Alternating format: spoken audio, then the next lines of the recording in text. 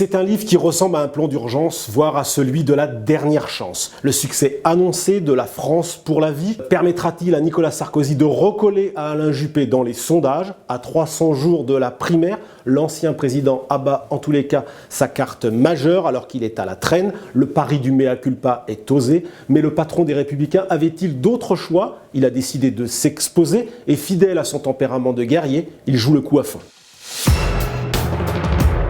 Nicolas Sarkozy a donc fini par faire ce droit d'inventaire. Dans son livre, il admet pas moins de 27 erreurs, fautes et regrets. N'en jetez plus, on est passé de l'inventaire à la confession et il tue à peu près tous ces vieux démons, du casse-toi pauvre con au magistrat petit pois, en passant par la croisière sur le yacht de Vincent Bolloré et le dîner aux Fouquettes, sans compter les remords, ceux de ne pas avoir été suffisamment à droite en supprimant les 35 heures et l'USF. C'est peut-être trop tard, mais enfin il serait hypocrite de lui reprocher aujourd'hui de tirer les leçons du pouvoir alors qu'on lui a tant reproché l'inverse.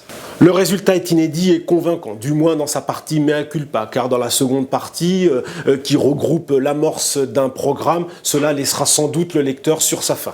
Mais l'essentiel n'est pas là, car Nicolas Sarkozy attend un grand succès d'édition pour reprendre la main, pour marquer l'opinion de droite et faire une démonstration de force face à Alain Juppé qui le domine aujourd'hui dans les sondages, lequel Juppé assure à la droite une qualification facile au second tour de la présidentielle, un puissant levier pour le maire de Bordeaux.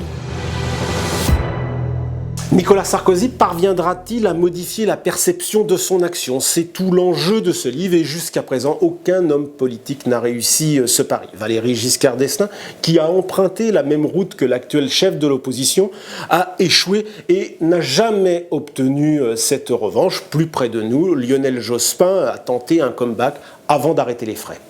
Depuis son retour en septembre 2014, la cote de Nicolas Sarkozy ne cesse de se dégrader. Son livre en forme de déclaration d'amour aux Français lui permettra-t-il d'inverser la tendance? On sera très vite fixé s'il est capable de convertir les nombreux lecteurs en intention de vote dans les sondages. Autrement dit, s'il est capable de dégonfler les scores insolents d'Alain Juppé, crédité dans le dernier sondage IFOP Paris Match de 41% des voix au premier tour de la primaire contre 30% pour Nicolas Sarkozy.